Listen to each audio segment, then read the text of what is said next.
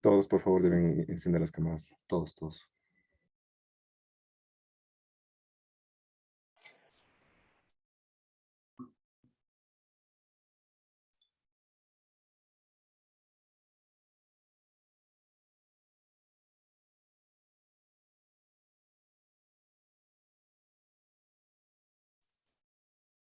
Y que yo le comparto. Sí, sí, inicia nomás. Ah, Inicia ya. nomás. Entonces déjeme compartir.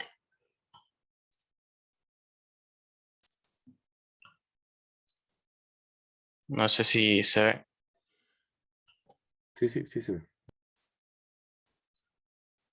Ya. Pero solo minimizo esto de aquí. Ya. Buenos días, ingeniero. Buenos días, compañeros. Somos del grupo número 8. Sus integrantes son Eric Campos, José Tusa, Juan Suntaxi y la persona que les habla, Alex Cayo. Como tema tenemos lo que es amortiguadores sísmicos en estructuras. Nosotros nos planteamos objetivos, que son conocer el uso e importancia de los diferentes tipos de amortiguadores sísmicos en estructuras y definir cada tipo de amortiguador sísmico y su aplicación. De ahí partimos en qué es un amortiguador sísmico. Pues el amortiguador sísmico son dispositivos que controlan la vibración de la estructura bajo cargas sísmicas. ¿Qué quiere decir esto? Pues que disipa la energía del sismo. Todos los tipos de sistemas de amortiguación tienen sus requisitos que pretenden producir un rendimiento comparable al de una estructura como sismo resistente convencional. ¿Qué quiere decir de convencional? Pues son estructuras que ya se ha ido trabajando ya años. Bueno, estos dispositivos de amortiguación funcionan en base a una variedad de principios y puede utilizar materiales que afectan a su rendimiento a corto y largo plazo. Los dispositivos de amortiguación que tienen un potencial de aplicación se clasificaron en los siguientes. Sería 1. Amortiguadores viscosos de fluido o aceite. Bueno, estos amortiguadores convierten la energía cinética en calor y la disipan en el aire. Funciona en base a un pistón hidráulico que opera con aceite de silicona y sin válvulas mecánicas, como se puede apreciar en la imagen de la derecha. Bueno, esto es usado para disipar gran parte de la energía de vibración y protege los elementos estructurales principales. Pero si es sometida a altas temperaturas, con el tiempo puede producir fallos. Estos fallos pueden ser fallos de válvulas, fugas y atascos. Aplicaciones. Ayuda a detener la vibración del tráfico peatonal en un puente, como se aprecia en la imagen de la derecha. O también reduce el movimiento de la parte superior de un edificio, ya sea por carga de viento o carga sísmica, como se aprecia en la imagen de la izquierda. A continuación, mi compañero. Los dispositivos viscoelásticos fluidos sólidos. Estos dispositivos funcionan bajo el principio de cizallamiento de fluidos altamente viscosos y sólidos viscoelásticos. Sus propiedades poseen una fuerte dependencia a la temperatura y la frecuencia de la estructura.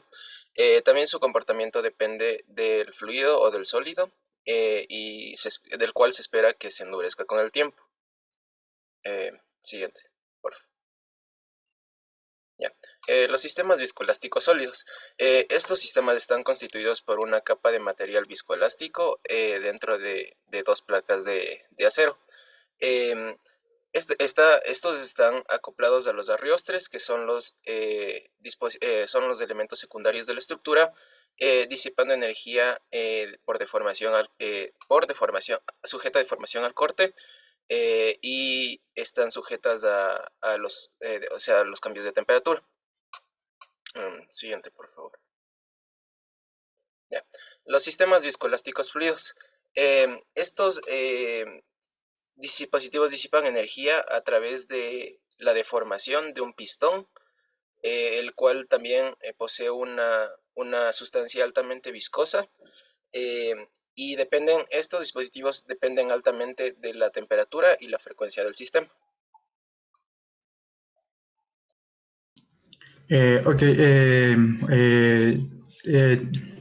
Los dispositivos ya de fricción, estos disipan energía hasta el momento ya de producirse fricción por el deslizamiento relativo entre dos o más superficies ya de contacto.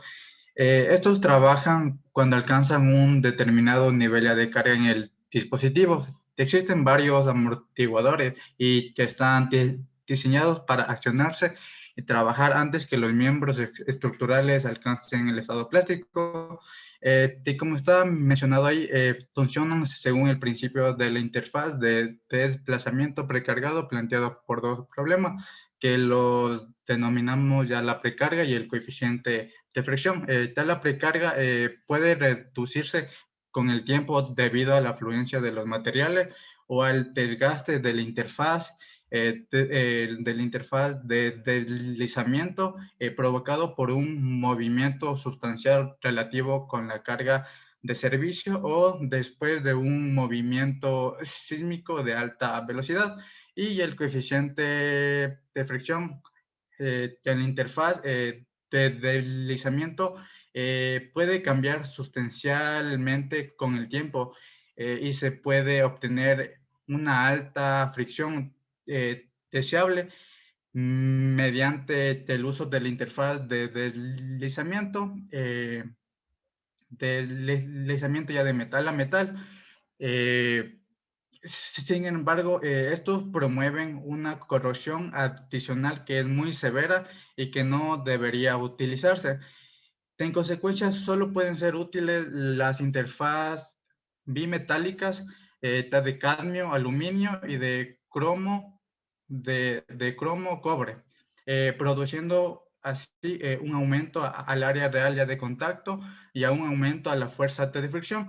Y ahora los amortiguadores metálicos de sección y los amortiguadores ya de plomo, fabricados principalmente de un alto metal especial o metal especial o material de aleación, lo cual la energía es absorbido por estos componentes metálicos que ceden.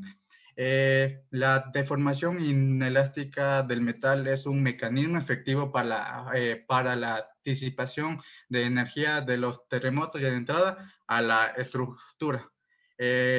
Los amortiguadores de plomo, estos dependen de la velocidad de carga y la temperatura y pueden existir fugas durante el funcionamiento. La siguiente.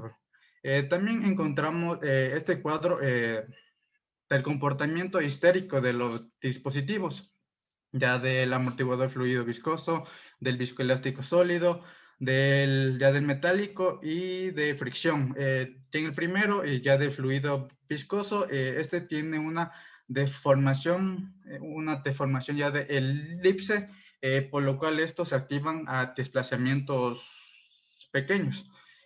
Al igual que el amortiguador viscoelástico sólido, pero su capacidad es limitada, por lo que también esto depende de la temperatura.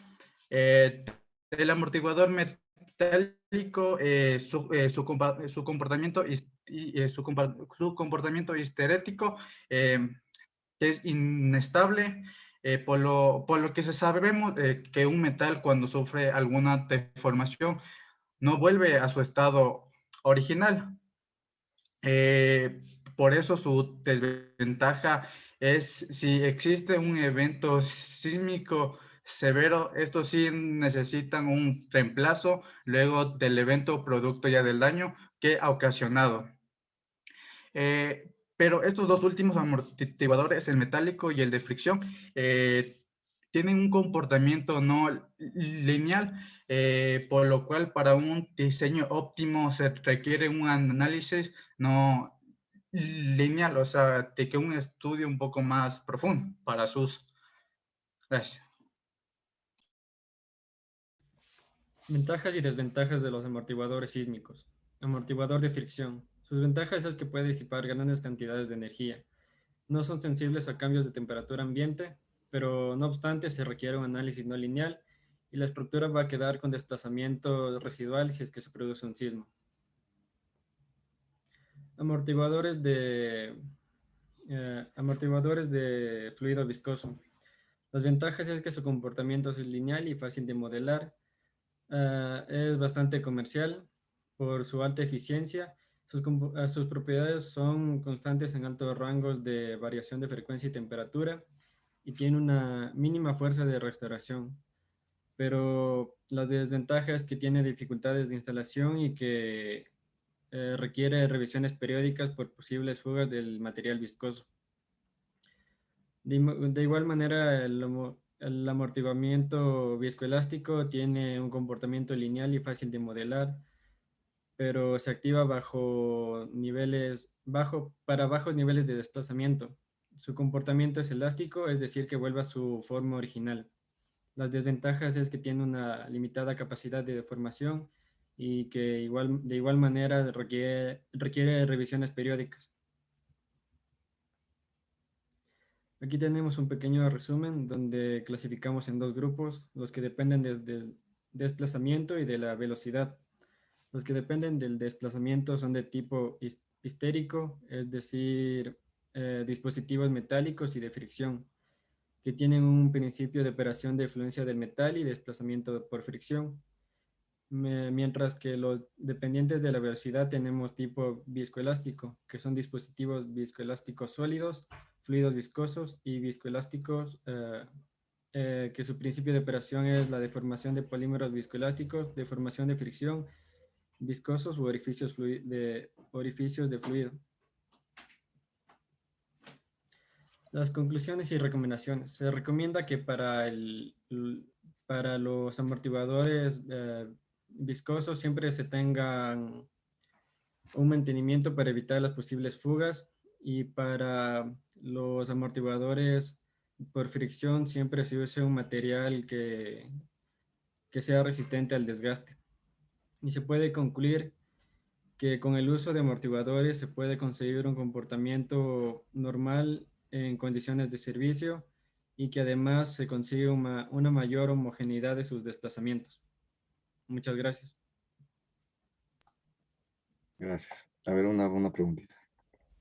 Ustedes dicen que los amortiguadores de fluido viscoso dependen de la velocidad. ¿De qué velocidad sería? ¿Velocidad absoluta o velocidad relativa? De De piso, la ¿no? velocidad relativa. Ya. Y si hablamos de los friccionales, ¿desplazamiento sería relativo o absoluto? Los friccionales, esos dependen Del Metálico. absoluto. ¿De qué? ¿Qué me interesa en un edificio? ¿El desplazamiento absoluto o relativo? relativo. Relativo, ¿no? Eso es lo que me interesa. Y es por eso que cuando se verifica la funcionalidad de estos dispositivos con análisis no lineal, ¿no? Debemos identificar cuáles son los sitios del edificio que tienen mayores desplazamientos o cuáles son los sitios que tienen mayores velocidades, para de esa manera incorporar estos dispositivos en esos lugares, porque no puedo colocar un dispositivo en lugares que no existe movimiento, que no existe velocidad.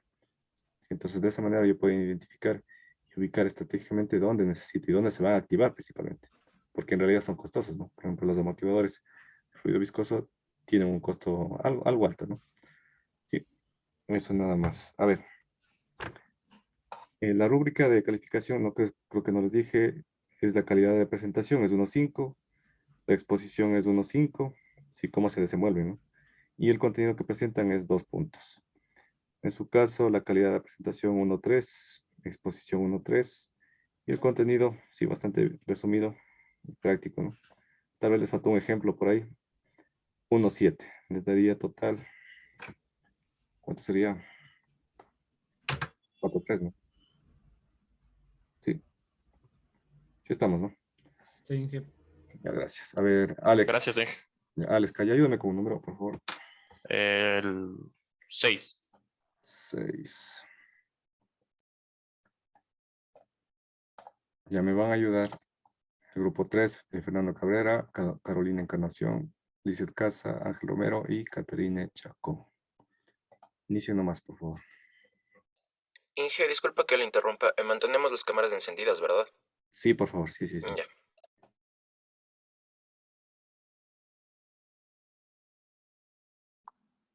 Ya. Buenos días, ingeniero. Buenos días, compañeros. El tema que les vamos a compartir el día de hoy está basado en las técnicas de reforzamiento de una estructura. Los integrantes que les vamos a compartir el tema de hoy somos Romero Ángel, Casa Lisset, Cabrera Fernando y Chacón Catherine y mi persona, Encarnación Carolina. Bueno, primeramente, ¿cuál es el objetivo de reforzar una estructura?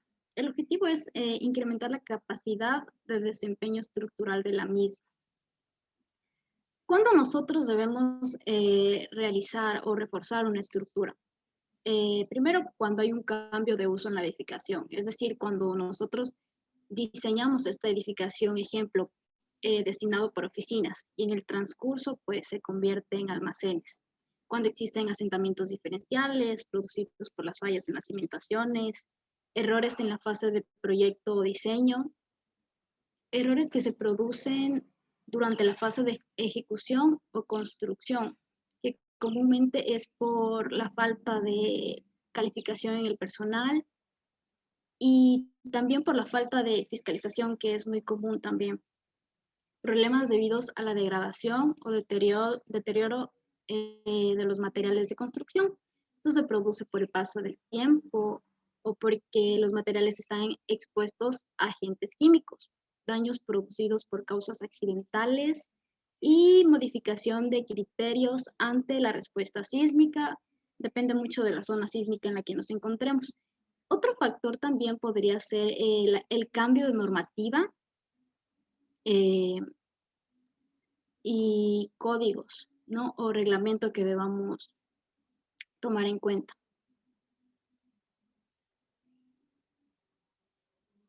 ¿Por qué reforzar la estructura? Como podemos ver aquí, hay tres imágenes, ¿ya? La una es de el sismo que se produjo en Ecuador en el 2016, el sismo producido en Chile y el sismo que existió en Haití. La primera razón y lo primero que nos pide la norma es que nosotros salvaguardemos las vidas de las personas y por ende evitar la demolición innecesaria. La clasificación de los métodos de reforzamiento estructural.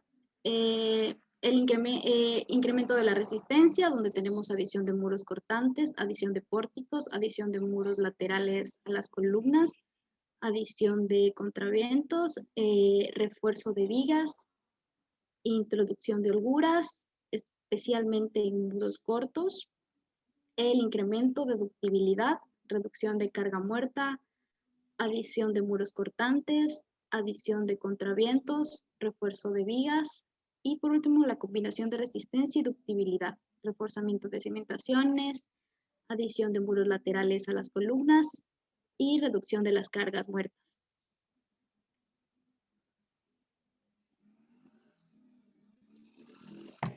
Ya, buenos días ingeniero, buenos días compañero. Yo les voy a hablar acerca de los arrestamientos metálicos. Bueno, se tienen unos pequeños objetivos, que es mejorar el desempeño ante sismos, rigidizar la estructura, mejorar el desempeño del uso y aumentar la capacidad de soportar cargas ya sean verticales o sísmicas. En cuanto a la parte estructural y la ingeniería estructural, básicamente lo que se está asegurando es en la parte sísmica. Es lo que se asegura con los reforzamientos. Ya, tenemos unas ventajas que dice rigidiza o estabiliza la estructura impidiendo o limitando parcialmente los desplazamientos o las deformaciones de las mismas. Existen algunos tipos de arrestamientos metálicos, como es el tipo X o Cruz de San Andrés, el tipo K o la va invertida y otras combinaciones que salen de las mismas, combinando combinaciones ya existentes. Una desventaja es que arquitectónicamente no es adecuada la vista de estos acabados. En el medio existe que se propone que es sin marco perimetral, que es un poco doloroso y costoso. Y también en cuanto al tiempo, demora más porque se empotran los cuatro vértices, picando los vértices y salen desde el configurado del hierro. Pero existe una conexión que propone Japón, que es con marco perimetral. básicamente lo que es que se empotran nomás aquí en los marcos de las columnas y vigas. Ya. Aquí tenemos algunos ejemplos de cómo están los revestimientos metálicos. Este de aquí es el diagonal, la B invertida, la B, una tipo B, tipo X, tipo K. Y esto de aquí es una combinación que es para salvaguardar grandes luces. Se le conoce como arrestamientos en tela de araña. Ya. También se tiene otro tipo de reforzamiento, que son las pantallas de concreto, que básicamente es así mismo soportar nuevas cargas verticales o las cargas sísmicas. Un objetivo es técnica para rigidizar la estructura y mejorar el desempeño ante sismos. Esto de aquí, mejorar el desempeño ante sismos, es la más concurrente en cuanto al reforzamiento. Las ventajas que pueden cubrir toda la luz, como esta imagen de aquí, que está cubriendo toda la luz, también toda la luz o una parte de la misma, como la imagen de acá. Tenemos otra ventaja que es aumentar la capacidad de soportar las cargas, ya sean verticales o sísmicas. Una desventaja que reduce espacios, cambia la fachada de la estructura. Así como vemos aquí en esta imagen, que en este caso ya se estaría cambiando la fachada de lo que en sí era un teatro, creo que era un teatro antiguo. Le está cambiando la fachada y la antigüedad, la historia. Eso básicamente en las dos técnicas primeras.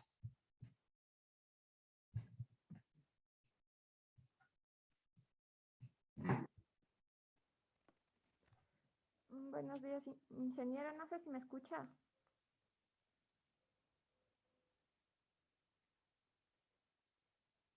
No se escucha.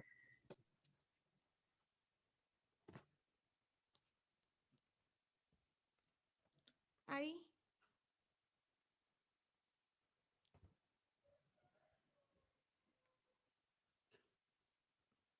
No sé si los demás escuchan. ¿Me escucha, Inge? Sí, se escucha un poco. Trata de acercarte al micrófono ya. Las técnicas que me tocaron a mí son las de encamisado en concreto reforzado. Esta técnica consiste en aumentar la capacidad resistente, esencialmente, y se da mediante el aumento de la sección transversal con la ayuda de varillas longitudinales y estribos. Aquí no se usan los estribos cerrados que son los que se usan cuando hacemos las columnas inicialmente. Se usan estribos abiertos, ya que los estribos cerrados son mucho más difíciles de hacer en este caso. Para unir el hormigón, el concreto viejo y el concreto nuevo y el encamisado, debemos usar resinas epóxicas. Ahí tenemos una imagen de los estribos abiertos. Ahí está la columna y ahí está los estribos abiertos formando el encamisado junto con las varillas longitudinales. Los objetivos son rigidizar la estructura, mejorar el desempeño ante sismos, aumentar la capacidad de soportar cargas verticales sísmicas. Las ventajas. Como ya dije, permite el aumento de su capacidad resistente y evita con esto el pandeo lateral durante un sismo. La dificultad es la de mejorar su ductilidad que tienen las columnas. El siguiente es el encamisado en acero. El encamisado en acero es un método clásico, muy conocido por todo el mundo. El encamisado tiene diferentes tipologías. Existen los encamisados de chapa, que se ejecutan envolviendo al soporte, con chapas de acero y soldando sus esquinas. Para las secciones cuadradas pueden emplearse camisas, perfiles en U o chapas de acero dobladas en forma de L. como podemos ahí ver unos ejemplos de que ese está hecho en forma de envolviéndole en dos perfiles. Este tiene como objetivos mejorar el desempeño ante sismos, aumentar la capacidad de soportar cargas verticales sísmicas. Ventajas. Aumenta la ductilidad y la resistencia al proveer al hormigón de un soporte de confinamiento lateral. Permite que los esfuerzos axiales, cortantes y flectores se incrementen. Las desventajas es que tiene un costo económico alto en comparación al concreto, al encamisado de concreto. Presenta problemas de corrosión, por lo que tenemos que tener también otras medidas para cuidar el material. Para unir el encamisado con la columna se usan igualmente resinas epóxicas, o sea, morteros de cemento o con hormigón. En los angulares y presillas, otra técnica es los angulares y presillas metálicas de acero. Estos son prácticamente, digámoslo así, pedacitos de material que sirven que nos ayudan a rigidizar a la estructura. Normalmente se adhieren en las 4 caras de la columna con resinas epóxicas, pernos o con ambos elementos. Con ambos elementos es mucho mejor. Para soportes cuadrados consiste en colocar a cada una de las 4 esquinas un angular metálico. Luego se suelda entre ellos placas metálicas como arriostras transversales para lograr la ejecución deseada. Sus objetivos es aumentar la capacidad de soportar cargas verticales sísmicas, ventajas, rápida ejecución y posibilidad de realizar el refuerzo mientras la estructura está en uso. No se incrementa considerablemente el espesor del pilar, ya que son solo como láminas muy ligeras, digámoslo así. Aumentan la ductilidad, rigidez y resistencia del soporte de forma significativa. Las desventajas: requiere protección frente al fuego, igualmente presenta problemas de corrosión y por lo tanto tiene que tener medidas adicionales de protección.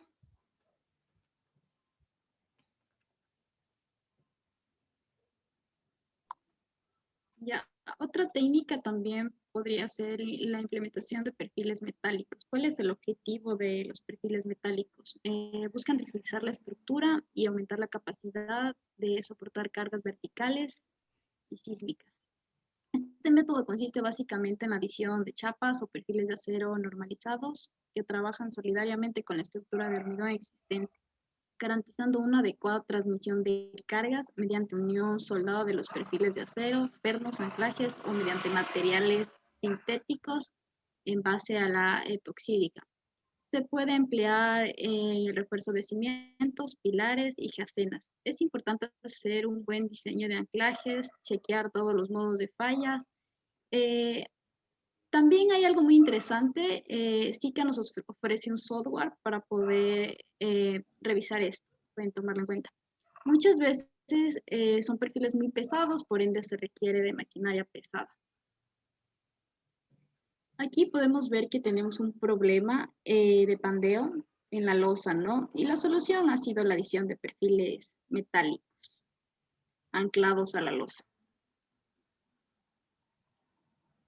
Contrafuertes. El objetivo de los contrafuertes es rigidizar la estructura, mejorar el desempeño ante sismos.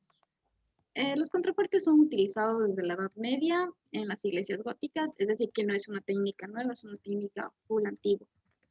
Un contrafuerte, también llamado estribo, es un engrosamiento puntual en el lienzo del muro, normalmente hacia el exterior, usado para transmitir las cargas transversales a la cimentación. Estos contrafuertes podemos usarlos si tenemos espacio en la parte exterior de la estructura. El postensionamiento externo. El objetivo del postensionamiento es aumentar la capacidad de soportar las cargas verticales sísmicas.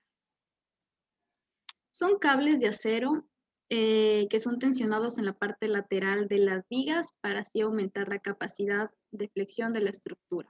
Los cables tensionados tienen una configuración parabólica. En el centro de la viga pasan por los desviadores y se llevan hacia el extremo de las vigas donde se tensionan y fijan definitivamente en la estructura.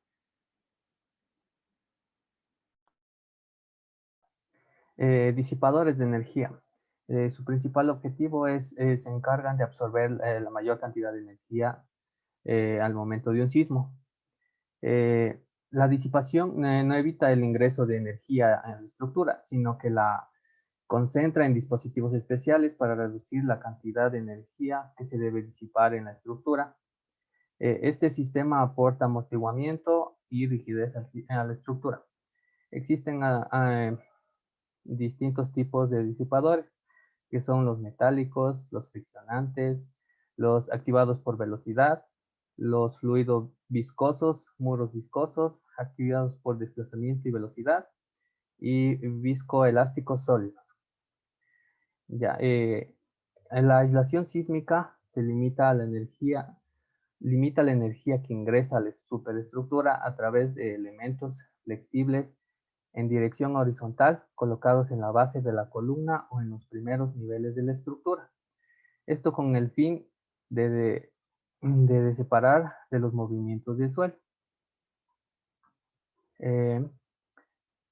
También los disipadores de energía, las ventajas son que la energía acumulada en estos dispositivos se libera gradualmente al medio ambiente en forma de calor, reducen las deformaciones, aumenta el nivel de amortiguamiento de las estructuras.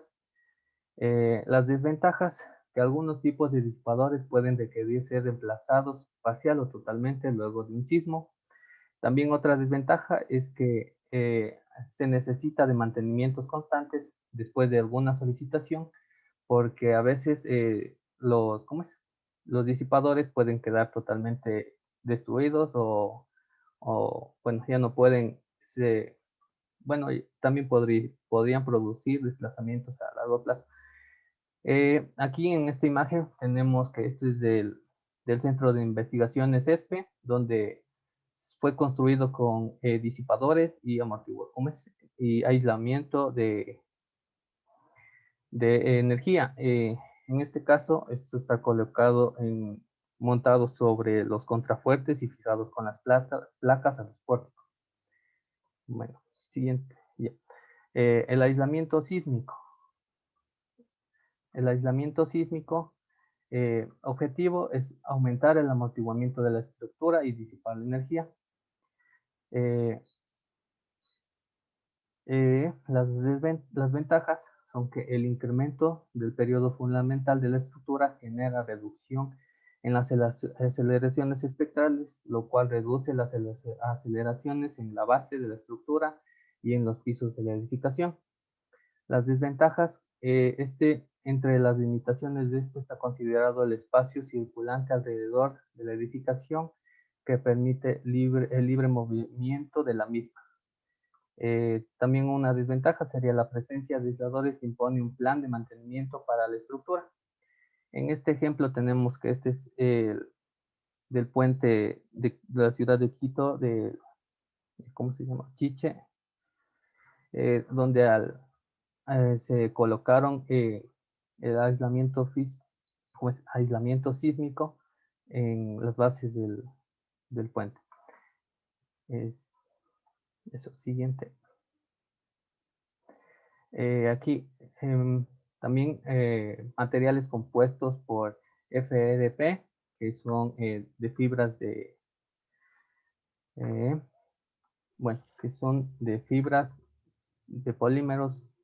Bueno, los objetivos son aumentar la capacidad de soportar cargas, ya sea verticales o sísmicas, la durabilidad a largo plazo en el servicio.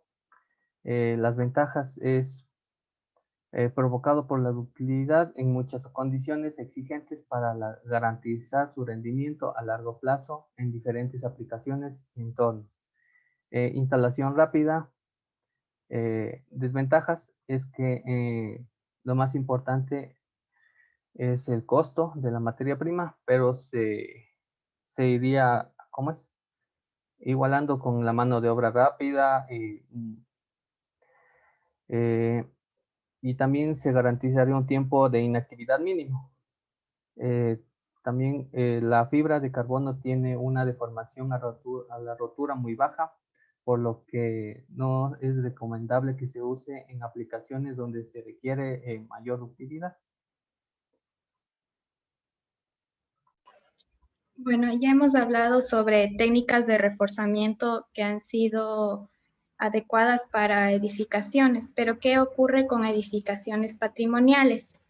Pues en estas es necesario aplicar técnicas adecuadas de reforzamiento, que principalmente buscan aumentar la resistencia de los elementos para mantener su conservación, porque de acuerdo a la normativa, las edificaciones y conjuntos arquitectónicos deben contener, pertenecen a un valor cultural e histórico, y se prohíbe la destrucción total o parcial de estos bienes.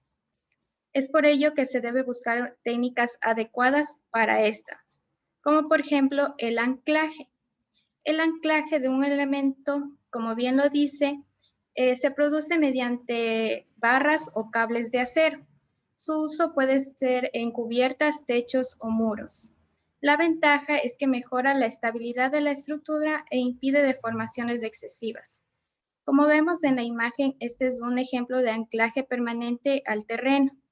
¿Qué es lo que ocurre? Una de las desventajas es la perturbación visual que estos tienen y que se puede producir corrosión al acero por varios factores como es la humedad. Ya. Otro tenemos las costuras armadas.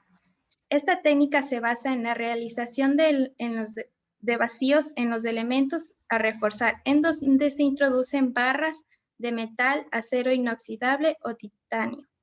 Como vemos en esta imagen, se usa en muros, aumenta la capacidad de tracción y mejora la capacidad portante. Otro ejemplo es la inyección. En la inyección, esta técnica consiste en inyectar mortero o resinas epóxicas a través de grietas o agujeros previamente realizados para rellenar las cavidades y vacíos en el interior. Su uso puede estar en la mampostería, muros o reparaciones de grietas. Mejora la resistencia de la compresión, pero debemos tener en cuenta que esta técnica no es reversible. El refuerzo externo.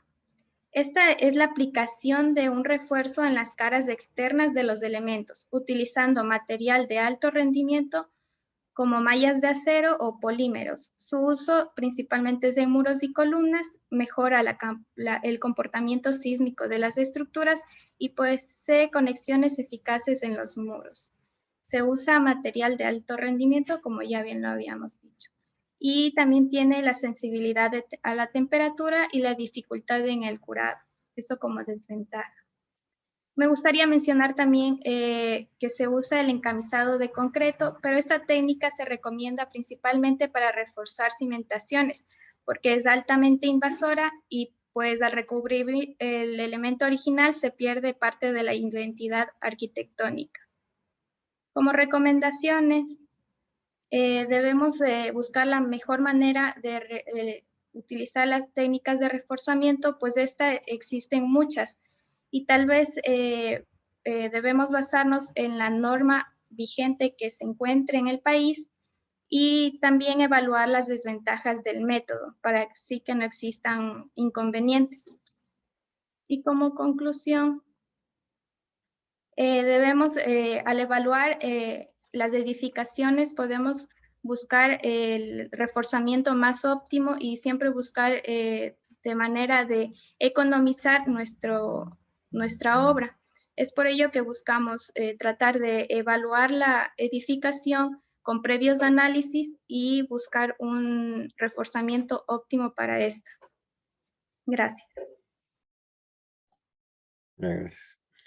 No manejan adecuadamente el tiempo, ¿no? Creo que toma más de 20 minutos. Pero bueno. Calidad de la presentación, 1.3. La exposición por el tema del tiempo, 1.2. Contenido, sí está algo bastante completo. Se enfocaron en el tema de hormigón, pero no hablaron nada que pasa con una viga, ¿no? Una viga, una columna de acero. ¿Cómo la refuerzo? Sí. Total les daría 4-2, ¿no? Sí. A ver, Catherine, ayúdame con un número, por favor. El 6, Ya está el 6. el 1, El 1. Alexis Yumikinga, segundo Chicaiza, Luis Chipantasi y María Porochunin, por favor.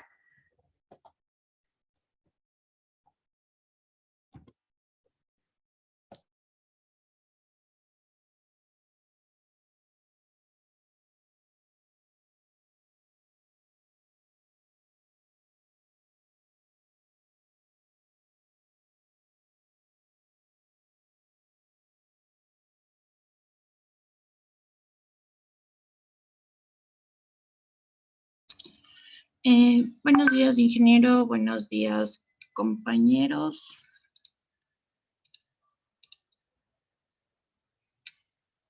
A nosotros nos tocó el tema de efectos de la mampostería en el comportamiento sísmico. Los objetivos que nosotros nos planteamos fue determinar los efectos que produce la mampostería en el efecto sísmico, y los específicos fue determinar la resistencia de los componentes, las dimensiones y parámetros del método del puntal diagonal que consultamos el equivalente, y determinar la rigidez del puntal diagonal equivalente. Aquí se puede decir que por lo general los diseñadores no consideran el efecto que produce la sobrecarga de la mampostería, y por ende es ignorado en el análisis del diseño estructural. Al no tener en cuenta esta interacción, la estructura no está siempre en el lado de la seguridad, puesto que esta interacción entre el relleno y el pórtico bajo cargas laterales altera a la estructura dinámica, creando diversos modos en el tiempo de la vibración. Se puede decir que también la mampostería no solo actúa como una carga, sino que también aporta una rigidez lateral, la cual beneficia y en otros casos puede dar resultados variables y perjudiciales. Al momento de considerar la tabiquería, se debe modelar un análisis estático no lineal. Para empezar, primero hicimos un concepto de lo que es la mampostería, que es un sistema tradicional de construcción que se emplea en paredes soportantes y paredes divisorias no soportantes. Las paredes soportantes serían las que tienen la necesidad de una resistencia superior en los elementos y puede soportar cargas variables. La no soportable, su función principal es la de conformar muros para dividir espacios sin tener en cuenta la función de soportar techos o niveles superiores. Aquí tenemos los componentes de la mampostería, que sería el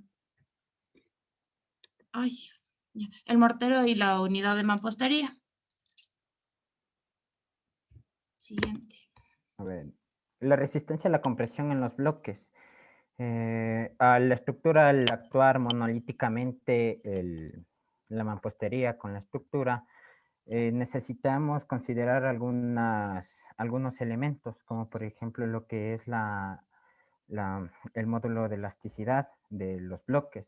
Es por eso que la INEN ha establecido una resistencia a la compresión en base a diversos ensayos, que puede ser entre un promedio de 3 bloques de 4 megapascales y un bloque individual de 3.5 megapascales, dependiendo de la situación.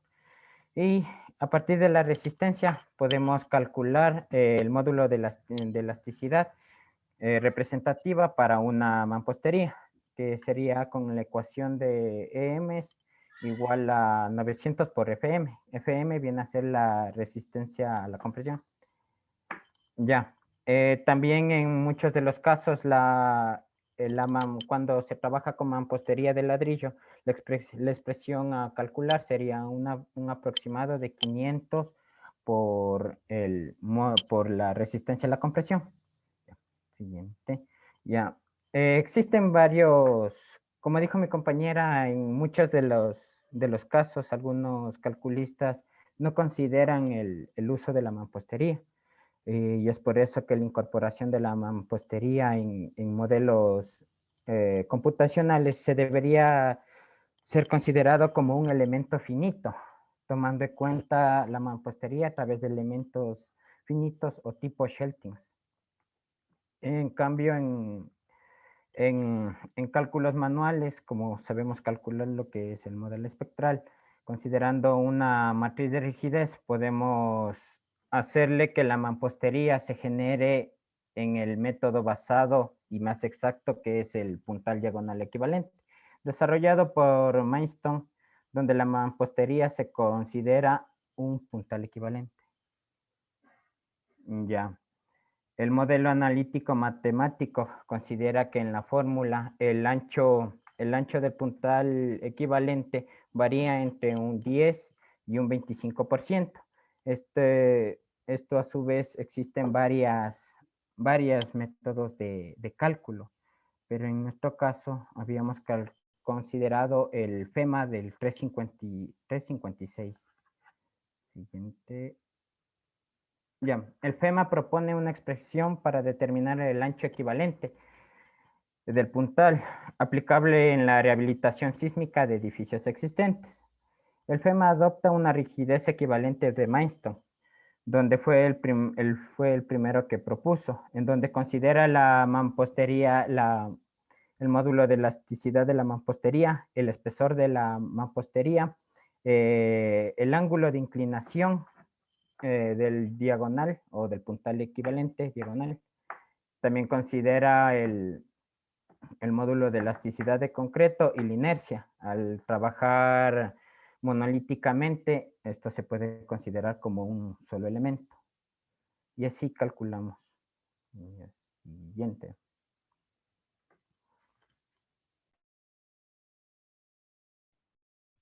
Buenas tardes.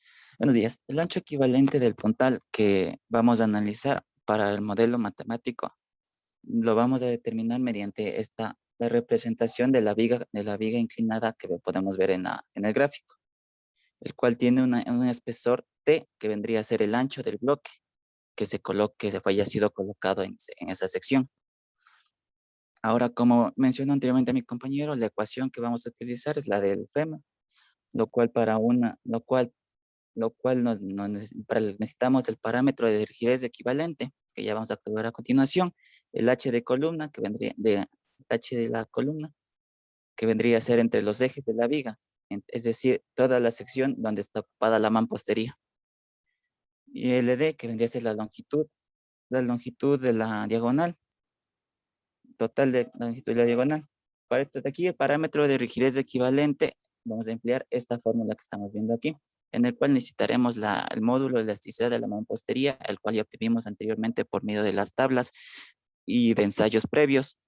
El T, que vendría a ser el ancho del bloque. El ángulo, que vendría a ser la inclinación del punto inicial de la inclinación del punto en el esquinero del bloque al otro. El EP, que es el módulo de elasticidad del pórtico, es decir, el del hormigón en sí, el que tenemos de las columnas, la inercia de la columna y la altura de la pared. Igualmente, a esto de aquí, tal y como vemos de aquí, la tangente del ángulo es más que una relación de triángulos. Siguiente. Ahora, para el cálculo de la excentricidad, como podemos ver L de columna L de columna va a necesitar que vaya desde la parte superior de la viga hasta una distancia determinada de la columna hacia abajo. Esta de aquí se lo puede calcular con la siguiente ecuación. Con la siguiente ecuación de aquí. Al igual que la tangente de la columna. La tangente en la columna es para sacar la distancia del ángulo, el cual ya vimos anteriormente. La excentricidad no es más que la distancia que ocupa desde la viga hasta la sección inferior de la columna, el cual para modelos analíticos va a ser necesario conocer e incluir en el programa. Siguiente. La posición de rótula plástica. Como sabemos, esto es al incluir el puntal equivalente de los bloques, Se necesita simplemente una rótula en cada extremo que considere las cargas axiales a compresión. La compresión en este caso de análisis. Por lo tanto, es un análisis simple con una simple rótula en cada uno de los extremos. Siguiente, por favor.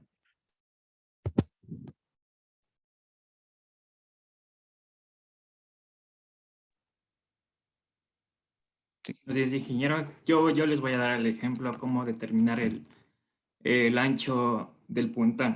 Lo que necesitamos es la resistencia de compresión con el ensayo de compresión que hacemos con la presa universal.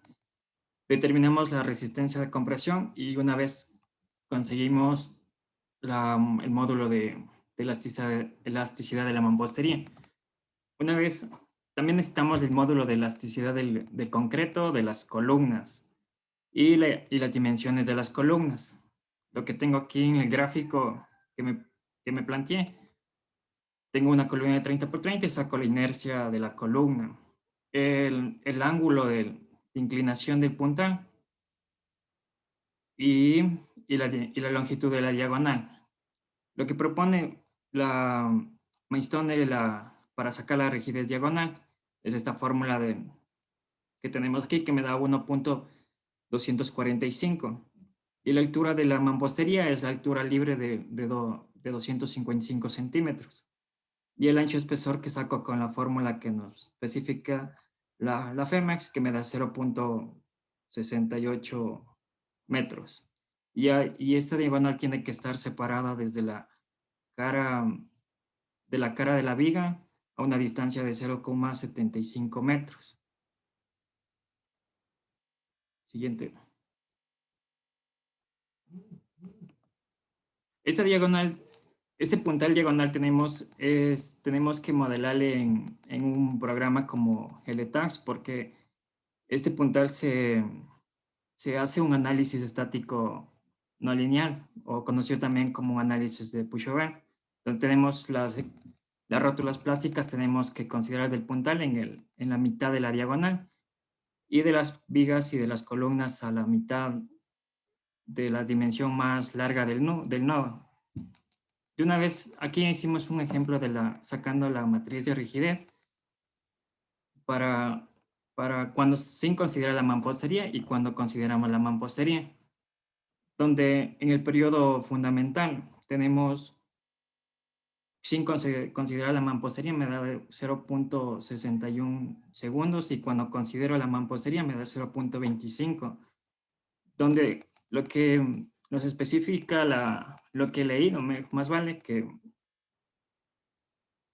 considerando los bloques en el análisis me da unos diversos modos de vibrar de la estructura, donde es muy complejo el análisis manual y el reforzamiento. Todavía no existen normas que nos establece el reforzamiento.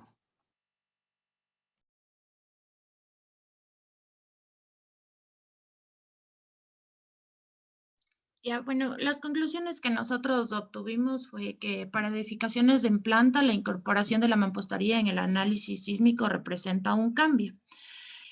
Bueno, en este caso que ya dijo mi compañero, el periodo fundamental para el cálculo considerando la mampostería nos dio de 0.25 segundos, y sin considerar la mampostería era de 0.61 segundos.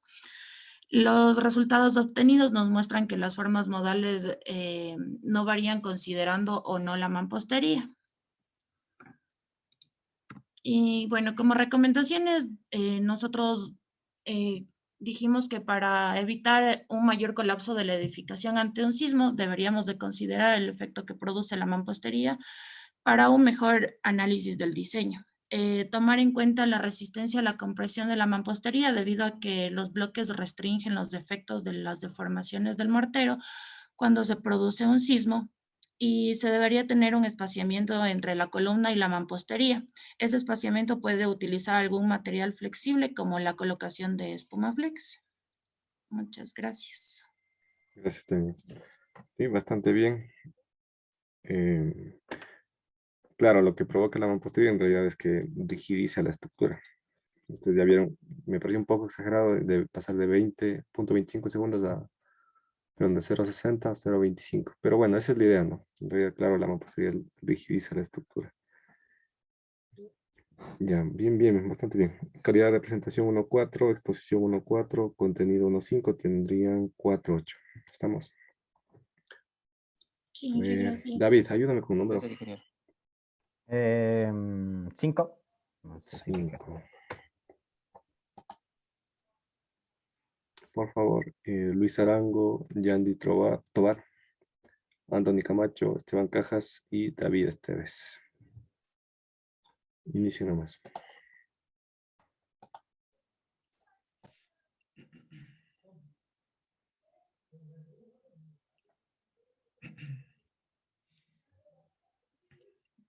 Ok, muy buenos días ingenieros, compañeros aquí presentes. Nosotros somos el grupo número 4 y estamos integrados con Esteban Cajas, Anthony Camacho, David Esteves, David Zarango y mi persona, Yandy Tobar. El tema que nos tocó es la aislación en base de estructuras. Siguiente, por favor. Denme un ratito en que no vale. Ya. Los aisladores. Los aisladores se consideran como un diseño estratégico que está dirigido a reducir la cantidad de energía de entrada a las fundaciones de una estructura. Se logra su efectividad mediante los siguientes mecanismos. Primero, a través de la reducción de las respuestas sísmicas como una consecuencia al corrimiento del periodo fundamental de la estructura. Segundo, también puede ser como a través de una limitación de las fuerzas transmitidas a la fundación. Una alta capacidad de amortiguamiento de los aisladores que permiten controlar y reducir los desplazamientos relativos.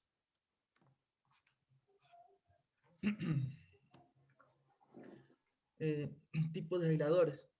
Unos tipos importantes de los aisladores son aislador elastómero laminado NRB, que es la flexibilidad horizontal y gran rigidez vertical con sus principales características.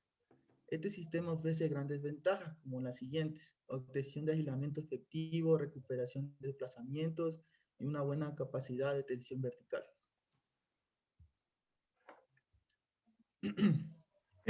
Bueno, a mí me tocó hablar sobre los tipos de aisladores. Aisladores de alto amortiguamiento, HDR.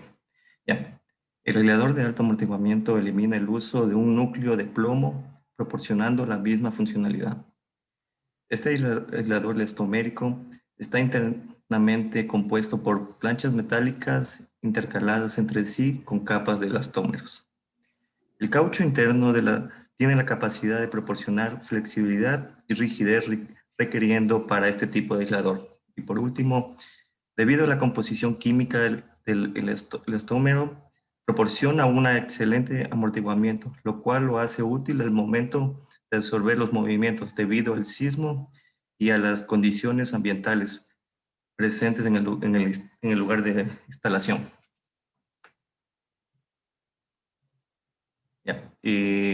Los tipos de aisladores de alto amortiguamiento HDR, sus características. Estos aisladores están formados por capas de elastómeros y planchas de acero. Son caucho de neopreno y natural especie vulcanizada de alta calidad según la norma ASTO. Y por último, las placas de interiores de acero se rigen a la norma ACTM A36. Bueno, buenos días. Voy a hablar sobre los aisladores de péndulo de fricción. Estos son sistemas deslizantes friccionales.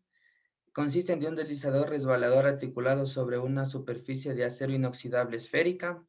La característica de estos apoyos es que la superficie deslizante esférica es de acero inoxidable pulido y el deslizador articulado, que está revestido con un material compuesto de alta capacidad de soporte basado en teflón, que contiene un bajo coeficiente de fricción, aproximadamente entre 5 a 7%. Los apoyos están sellados e instalados con la superficie deslizante boca abajo para evitar la contaminación de la interfase de deslizamiento. Sus características son las siguientes. Son activados solo cuando la fuerza de corte sobre la interfase de aislación debido a las fuerzas sísmicas supera la fuerza de fricción estática. Una vez en movimiento, el deslizador se mueve a lo largo de la superficie esférica cóncava, causando la elevación de la masa soportada con movimientos equivalentes a la de un péndulo simple. El sistema tiene dos fases, la primera denominada de agripamiento, en la que el deslizador no se mueve, y la segunda corresponde al deslizador en movimiento. Aquí les vamos a presentar un ejemplo.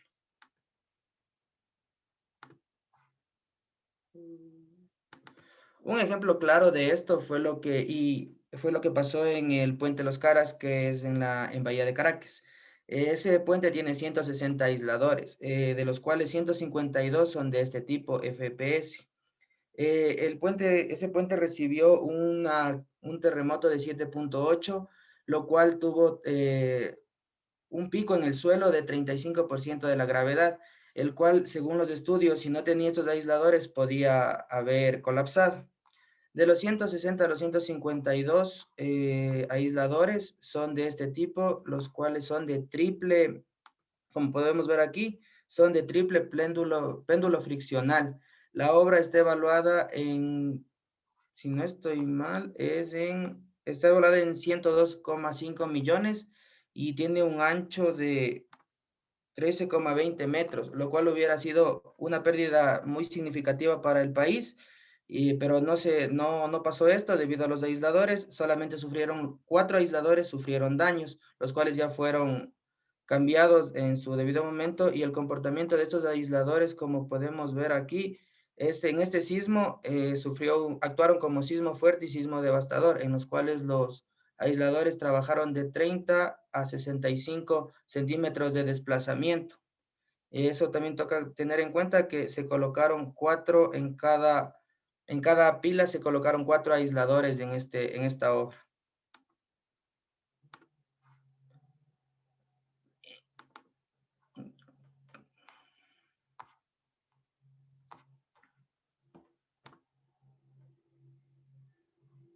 A continuación sigue mi compañero.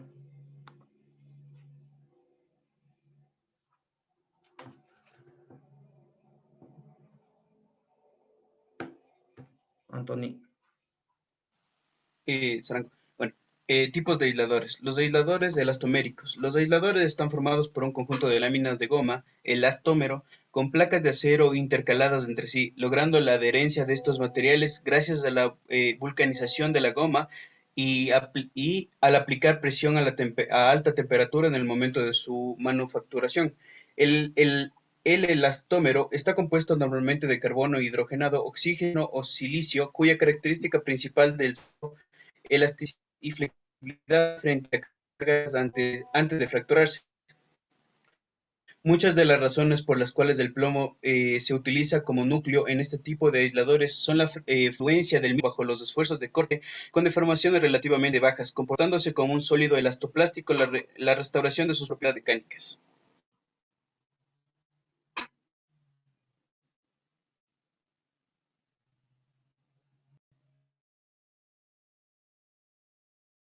Ya, bueno, aquí en los tipos de aisladores, hablando del aislador elastomérico, tenemos como características, primero que las características mecánicas de este es que se fabrican usualmente teniendo un material que tiene un módulo de corte entre 0,4 y 1 megapascal, pero en otras condiciones también se lo puede poner de 0,38 a 0,7 megapascales. Esto ayuda a que tenga una deformación del 100%, y también las láminas de acero vulcanizadas inhiben deformaciones de fricción, permitiendo las deformaciones a corte. Y esta es una de las propiedades más importantes para el diseño del aislador. Cabe recalcar que también cuando en este tipo de aisladores resisten bastante un sismo, pero una vez que estos cumplen su función, sí se los puede reparar, pero no tiene la misma efectividad. Así que lo más recomendable no es reparar, sino cambiar. La siguiente diapo. Bueno, de ahí las ventajas y las ventajas. Una de las ventajas es la recuperación de las propiedades mecánicas del plomo. Permiten que el aislador pueda disipar la energía mediante la influencia de un material. También estos estudios de los aisladores son sometidos a cargas cíclicas. Esto es también tomado según los cálculos que se hacen de los autores de Tiller y Robin, que esto fue publicado en 1984. Y y estos pueden soportar hasta 100 ciclos de deformación de 25 a 200%. Como les comenté, esto después se puede cambiar. Y presenta una solución bastante económica en comparación con las otras que se pueden proveer. Cabe también indicar que todo esto está dado por catálogos, que también los catálogos son normados. Y bueno, permite una gran amplia elección de rigidez y amortiguamientos porque depende las necesidades de la estructura para que esto se diseñe. Ahora, como desventajas, hay que tener en cuenta que estos tipos de elevadores deben ser usados en edificios con un gran valor de relación altura-ancho por problemas del incremento de los esfuerzos que se puede dar y las limitaciones del alcance tecnológico que estas normativas pueden tener. Porque, por ejemplo, hay unas que permiten que se pongan estructuras mucho más pequeñas, y eso es cuestión de las normativas. Por ejemplo, en Chile, en los últimos 6 años se ha renovado esto y se están usando mucho más este tipo de aisladores, porque su norma ya las considera así. Por ejemplo, aquí en Ecuador aún se considera, como se los dice, con edificios altos y con grandes alturas. Y bueno, en las instalaciones de los aisladores, en la restauración de las estructuras han demostrado ser de gran complejidad, ya que también se requieren apuntalar y en ocasiones cortar las columnas, al igual que transferir las cargas que soportan temporalmente. A continuación les vamos a presentar unos ejercicios. Mi Ya, el compañero. ejercicio de aplicación que nosotros hicimos es diseñar un aislador de núcleo de plomo. En este caso nosotros primero debemos determinar lo que es el espectro de diseño, basándonos en un suelo que nosotros tomamos, el suelo tipo D. Las características nosotros ya sabemos cómo determinarlas, y en eso ya tengo el espectro. Nosotros podemos determinar, para determinar lo que es el aislador elastomérico con núcleo de plomo, nosotros tenemos que determinar un espectro máximo para dimensionar el sismo máximo, sismo que tiene el 2% de probabilidad de ser excedido. En ese caso nosotros multiplicamos por 1.5 el espectro de diseño que nos salió, para determinar un periodo en un segundo de 1.007 de gravedad. Ya, en ese caso nosotros tenemos las consideraciones iniciales que nosotros tomamos. Se asume inicialmente que el periodo efectivo de la estructura aislada en el máximo desplazamiento es igual a 2.5 segundos o 3 veces el periodo de la estructura fija a la base. En este caso nosotros tomamos que es 2.5.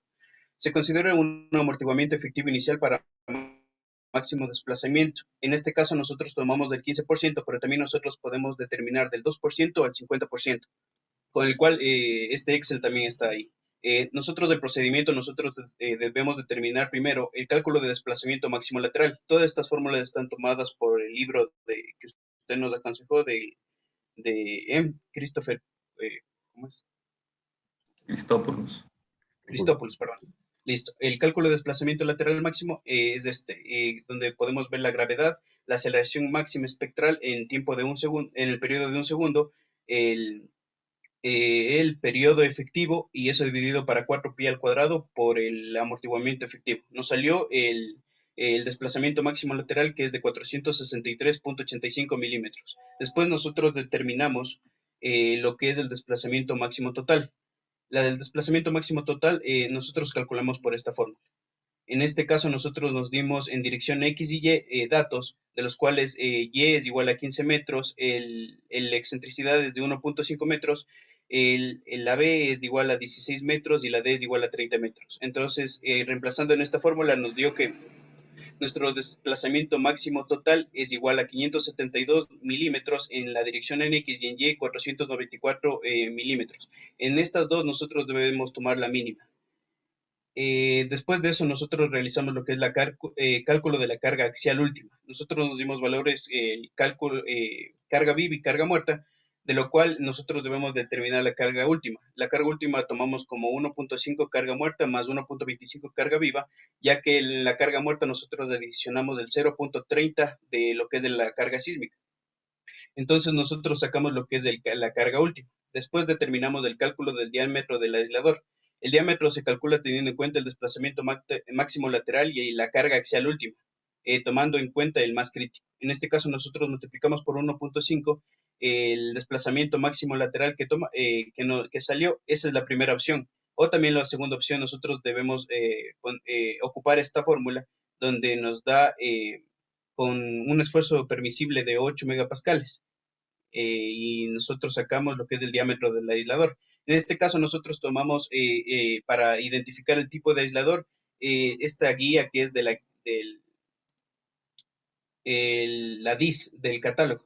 Entonces nosotros tomamos este catálogo para determinar las propiedades del aislador.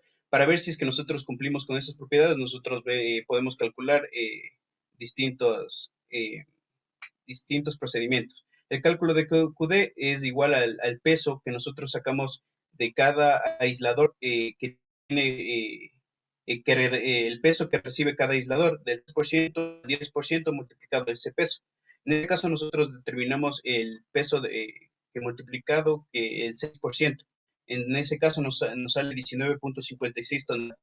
En ese caso también nosotros debemos determinar el cálculo del diámetro del núcleo de plomo, teniendo en cuenta igual las fórmulas del área, FI y el DL, donde el catálogo DIS por cada diámetro hay un rango de DL, el cálculo debe encontrarse en ese rango. En ese caso nosotros tomamos un FI que es 1.1 multiplicado por el cálculo de la isla. También determinamos por el desplazamiento total máximo y dividido para 2.50. Tenemos la altura del aislador, el cálculo de QD y el cálculo de Q2. El cálculo de QD nosotros utilizamos esta fórmula para determinar la rigidez. El cálculo de la rigidez efectiva nosotros determinamos de esta fórmula y sacamos la rigidez efectiva. En estos casos, esto nos sirve para determinar si es que estamos ocupando bien un aislador. El resumen de las características físicas y mecánicas del aislador. Nosotros concluimos que el diámetro del aislador nos va a ser de 893, la altura del aislador de 197, la rigidez efectiva de 164, la energía de disipación de 0.148, la rigidez elástica no lineal de 1250, la fluencia, ocupamos una fluencia de 21.51, el radio de rigidez post-fluencias de 0.1 y con una carga última de 512 toneladas. La rigidez vertical es de 348.870 toneladas fuerza metro. Y así nosotros podemos diseñar un aislador con las bases que nosotros tenemos de aquí. Este ejercicio también lo hicimos en MATCAD para, si les gustan, en MATCAD y Excel podemos presentarles. En honor al tiempo, quedamos bien. Sí, no, está muy bien. Lo que yo podría acotar ahí es que una vez que ustedes dimensionan el aislador, necesariamente deben hacer análisis no lineal para verificar que el desplazamiento de diseño que ustedes obtuvieron se verifique. El análisis no lineal tiempo-historia, ¿no? Sí. Con varios registros y verificamos que el desplazamiento que ustedes propusieron en el diseño se verifique en el análisis no lineal. ¿Sí? También les puedo Una acotar última que... cosa, queríamos también aclararle que nosotros hemos tomado los aisladores en la presentación, los que más se utilizan en el Ecuador, debido a que hay otros tipos de aisladores, pero que aquí en el Ecuador casi no se utilizan, también queríamos recalcar eso. Sí, justo les iba a comentar. Acá en el país nada más están ocupando estos aisladores de simple, doble y triple péndulo de fricción. Creo que nació a raíz del puente de los Caras. Pero sí ha presentado, hasta donde conozco, problemas porque la superficie justo de deslizamiento muchas veces se oxida, empiezan a introducirse pequeños, no sé, polvo particulado, ese tipo de cosas. Entonces esa superficie empieza a dañarse y los desplazamientos de diseño, los desplazamientos de objetivos ya no se pueden alcanzar. En cambio, esto no pasa con los aisladores con núcleo de plomo, ¿no? De alto amortiguamiento. Por eso los chilenos obviamente lo utilizan más en hospitales, en estructuras esenciales especiales, y no tienen ese problema, ¿sí? Pero es una cuestión más de, tal vez de gustos, ¿no? Sí, pero sí se pueden usar. Sí, bastante bien, ¿no? Tienen un 5 directo, ¿no? Antonio, ayúdame con un número, por favor. 7. Ya.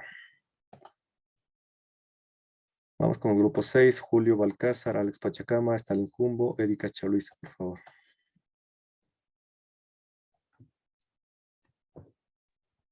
Sí, yo.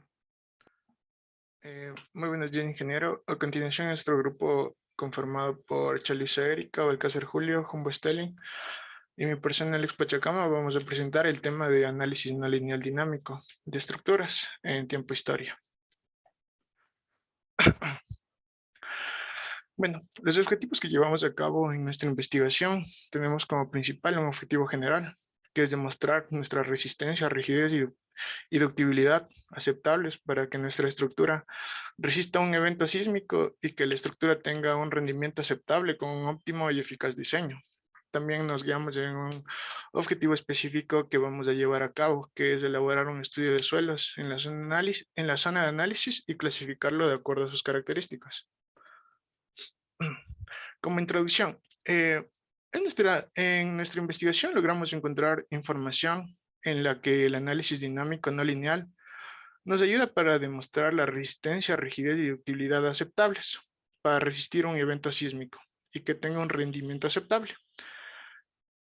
Aparte del análisis tiempo-historia, también se debe realizar un análisis lineal.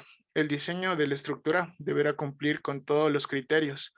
Esto nos dice que en cualquier análisis estructural se debe tomar en cuenta también un análisis lineal estático y uno lineal dinámico. También datos que debemos tomar en cuenta es el análisis tiempo-historia, que debemos incluir los efectos del movimiento horizontal y vertical, cuando así lo requiera. Como parte final de la introducción, podemos decir que el análisis no lineal dinámico es tan importante como el lineal estático, pero hay cosas que debemos utilizar obligatoriamente para el análisis dinámico. En nuestro resumen teórico, nosotros se permite realizar un análisis dinámico no lineal tiempo-historia como parte del diseño de cualquier estructura. Y se requiere específicamente que se realice para el diseño de las estructuras que incorporan un aislamiento sísmico o un sistema de disipación de energía. En esto se nos presenta dos incógnitas, la cual es qué es un aislamiento sísmico y qué es un sistema de disipación de energía. Bueno, un aislamiento sísmico es una colección de elementos estructurales para desemparejar una superestructura del edificio de su tierra y así proteger la integridad del edificio. El aislamiento sísmico es una herramienta de gran alcance para la ingeniería civil y también para la ingeniería en sismo. En este punto pusimos una imagen en la cual podemos observar, está aquí, en la cual es de una estructura con aislamiento sísmico. En el gráfico podemos concluir que la vibración nos está reduciendo entre 6 y 8 veces a comparación de nuestro gráfico de la izquierda. También hablamos sobre los disipadores sísmicos, que son elementos que se adosan a los pórticos estructurales y que en un momento sísmico disipan energía sísmica a través del paso de un fluido viscoso en su interior, ocasionado en una resistencia al movimiento libre del edificio. Este elemento también nos ayuda a que nuestra estructura tenga una vibración reducida en el momento de un sismo. A continuación, mi compañero. En el sistema dinámico no lineal se hace una acción sísmica. Quiere decir que las acciones sísmicas con las que se evalúa dependen de datos representados por acelerogramas. Estos acelerogramas deben ser situados cercanos al área del proyecto, donde nos dan datos de eventos sísmicos, y para este análisis nos hemos basado en las normas que son el ACE y criterios también que nos brinda el FEMA. Estos acelerogramas deben ser por lo mínimo tres datos de acelerogramas, lo que nos puede garantizar un comportamiento más cercano a la realidad de la estructura. Cámbiale. Ya. En los modelos estructurales a considerar, se toma en cuenta estructuras que consideren directamente un comportamiento histerético. Esto quiere decir que las estructuras tengan la capacidad de disipación de energía mediante aisladores, de los mismos que me llevará a cabo un balance de energía y obtención de un déficit de disipación de energía.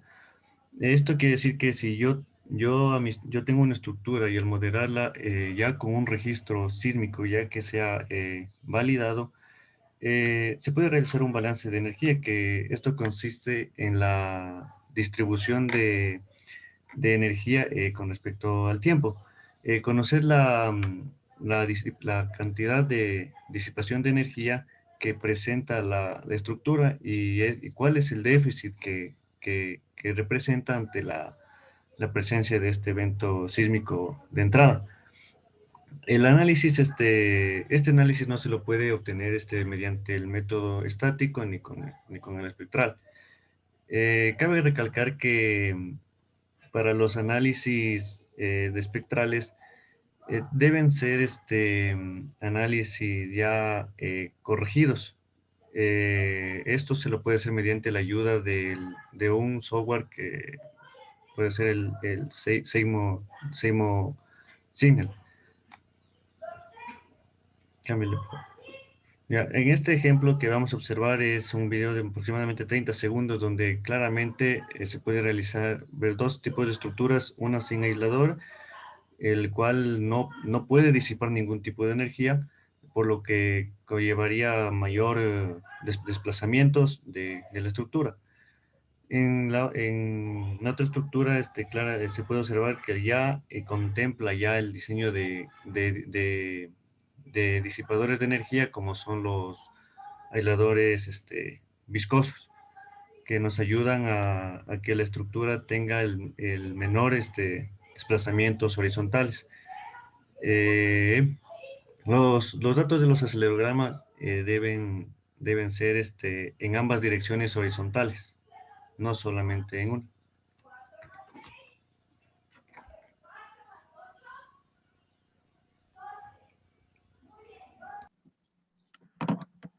El modelado de masa inercial y la carga de gravedad. Pues la masa inercial debe ser la masa esperada, incluido el peso propio del edificio, generalmente siguiendo los mismos supuestos que se aplican para determinar las masas sísmicas para el diseño según la norma de la C7. Pues por lo general, como lo había mencionado mi compañero, es adecuado agrupar las masas en los niveles de piso e incluir efectos de inercia en dos direcciones horizontales. También está incluida la rotación alrededor del eje vertical de la estructura. Las cargas de gravedad, según la C7, deben incluirse los análisis dinámicos para tener en cuenta sus efectos sobre las demandas de fuerza y deformación en los componentes estructurales y los grandes efectos de desplazamiento. Pásale, por favor. Ya. El modelado de efectos de amortiguamiento y procedimientos dinámicos no lineal. En el contexto del procedimiento dinámico no lineal, el amortiguamiento viscoso equivalente se debe asociar con la reducción de vibración por disipación de energía distinta a la calculada directamente por la histeresis no lineal. Estos en los elementos modelados. Este amortiguamiento inherente se produce principalmente en componentes estructurales que estos pueden ser, que se tratan también como elásticos, por donde se producen pequeñas grietas o deformaciones inelásticas. También el revestimiento arquitectónico, las particiones, los acabados, los cimientos y el suelo. Esto solo si no se modelan de otra manera. Los componentes especiales de disipación de energía, como son los dispositivos viscosos de fricción o histerético, deben modelarse explícitamente en el análisis. A continuación, mi compañero. Ya, buenos días con todos. Movimiento del suelo de entrada. Los movimientos del suelo de entrada deben seleccionarse y escalarse para presentar con precisión el peligro específico en el interés como se describe en la AC716.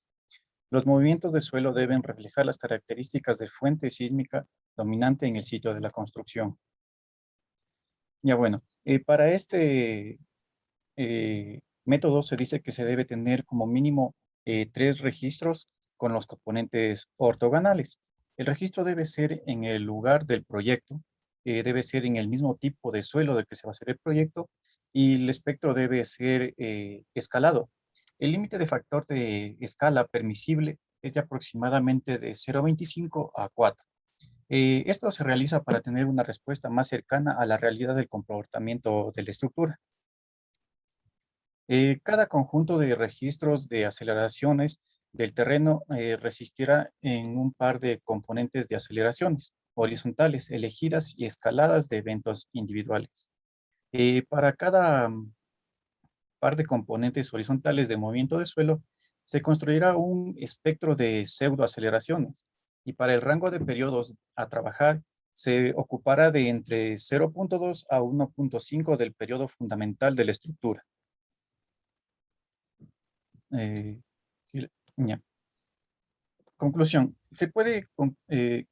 es un método que requiere de mayor esfuerzo y cuidado al momento de realizar los cálculos debido a que se analiza a detalle la variación de la respuesta sísmica a lo largo del tiempo. Este tipo de análisis se deberá utilizar un método matemático de la estructura que considere directamente el comportamiento histerético de los elementos, determinándose la respuesta frente a un conjunto de aceleraciones del terreno mediante iteraciones directas a las ecuaciones de equilibrio. Sí. Recomendación, se debe usar un registro de aceleración correspondiente a eventos sísmicos que posean similares características a la magnitud, mecanismo de falla, etc. De acuerdo a los eventos esperados a la zona donde se aplica el análisis. Se recomienda también utilizar eventos sísmicos que sean cercanos al promedio a ocupar para que no discrepe mucho la respuesta. Gracias. Ya, gracias también. Ahora una pregunta. Tal vez de investigaron o qué dice la ANEC de peligro sísmico con respecto al número de registros que se debe usar. Yo sé que averiguaron de la CEF, pero ¿saben qué dice la ANEC?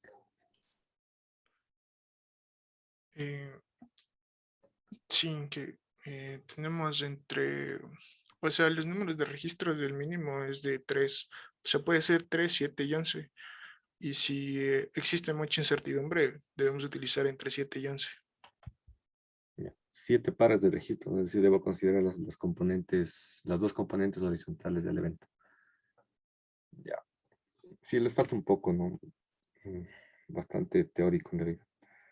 A ver, calidad de presentación 1.2, exposición 1.2 y el contenido sí les faltó 1.6. Eso daría 4, ¿no? ¿Estamos? Ya. Ayúdenme con un número, algún integrante.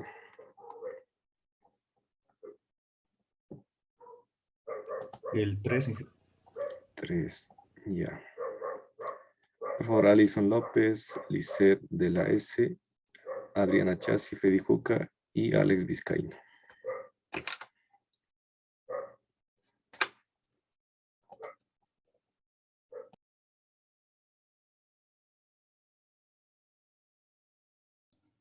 Bueno, buenos días, ingeniero. Buenos días, compañeros. Nuestro grupo está conformado por Lisset de la S, Chassi Adriana, Freddy Juca, Vizcaíno Alexander y mi persona López Alison. El día de hoy tenemos el gusto de presentar el tema interacción suelo-estructura. Siguiente. Nosotros nos hemos guiado de la norma FEMA P291 para realizar nuestro trabajo. Como introducción tenemos que la interacción suelo-estructura es la consideración de la flexibilidad de la cimentación en la respuesta dinámica de la estructura. Este muestra los efectos que generan las ondas sísmicas en la estructura una vez absorbida cierta cantidad de energía por la cimentación. También se lo puede estudiar desde un enfoque estático y dinámico, también incluido el promedio de la losa base, el empotramiento de cimientos, flexibilidad de cimientos y suelos, alargamiento de periodos y amortiguamiento de cimientos. Como objetivo tenemos implementar información acerca de la interacción suelo-estructura en el análisis estructural, comprender los efectos de la interacción suelo-estructura desde un punto de vista estático y dinámico. Siguiente, por favor. Ok, terminología. Interacción cinemática. Es la que modifica el movimiento del suelo entre campo libre y entrada base. Los efectos cinemáticos pueden ser la reducción de los desplazamientos de la cimentación, la generación de cabeceo y torsión en la cimentación. La interacción inercial. Es la interacción dinámica entre la estructura, su base y el suelo circundante causada por el movimiento de entrada de la base. Los efectos inerciales pueden ser el alargamiento del periodo fundamental de la estructura, la modificación del amortiguamiento, la reducción de la ductilidad estructural. El movimiento de campo libre es aquel movimiento en la superficie del suelo en ausencia de una estructura y su base. Por lo general, es más grande que el movimiento de entrada de la base. El movimiento de entrada de la base es el movimiento aplicado a superficie donde se encuentra la estructura. Siguiente. La norma nos indica ciertas situaciones en las que la interacción suelo-estructura es importante. Resumido esto, una de ellas es: cuando mayor sea la huella de edificio, mayor será la reducción de la respuesta espectral del periodo corto. Otra, cuando más profundo es el empotramiento, mayor es la reducción de la respuesta espectral del periodo corto. También tenemos que el aumento del periodo puede afectar las aceleraciones espectrales utilizadas en el diseño. Y también tenemos el balanceo de cimientos impacta el comportamiento de la superestructura. Aquí también cuando se introduce la flexibilidad del suelo. Esto lo vamos a detallar de mejor manera a continuación. Ya. Tenemos los coeficientes que interactúan en el suelo-estructura. Como les mencioné en la introducción, podemos realizarlo desde un punto de vista estático y dinámico, y podemos aplicar dos tipos de coeficientes de estructura, que es el coeficiente de balasto, el coeficiente de rigidez estática o también el coeficiente de rigidez dinámica. La interacción suelo-estructura y naturaleza estática, bueno, se lo utiliza cuando realizamos cimentaciones, cálculo de cimentaciones, y se supone que el suelo es equivalente a un número infinito de resortes elásticos. Primero partimos de una teoría elástica, donde F es igual a K por X, K es el coeficiente de rigidez, X la deformación en X. La constante elástica de los resortes viene siendo el coeficiente de balasto. Esta teoría se la puede aplicar ya que el suelo se comporta de una forma electroplástica. También tenemos el coeficiente de balasto, que es implementado en los cálculos de diseño de cimentaciones, donde K es igual a la carga de unidad de área sobre el asentamiento de formación vertical. El coeficiente de balasto se lo puede determinar mediante el ensayo de plato de carga y del ensayo también del ensayo SPT. Gracias.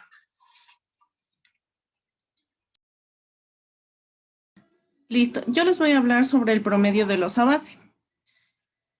El promedio de losa base es el efecto de la interacción cinemática, la cual depende de la geometría del edificio, la cimentación, contenido de frecuencia y variabilidad de las ondas sísmicas en el campo. Ya. La incoherencia de los movimientos del suelo reducen los movimientos de entrada sísmica. ¿A qué nos referimos con incoherencia de movimientos o movimientos incoherentes? Estos movimientos son los que presentan variaciones, ya sea a su llegada con la base de la estructura o por el tipo de suelo en el cual se producen las ondas sísmicas. Ya. Los movimientos debidos a sismos presentes en la estructura se replican en dirección contraria haciendo que el movimiento neto se reduzca. ¿A qué nos referimos con esto? Si es que en la estructura, en una esquina de la estructura se presenta las ondas sísmicas, se va a replicar en la esquina contraria y esto va a hacer que la dirección de las ondas igualmente sea contraria, permitiendo que esto se contrarreste y los movimientos se reduzcan. Este método nos ayuda a obtener mayor precisión en el dominio de frecuencias. Siguiente, por favor. Ya, los parámetros necesarios de promedio de la losa base.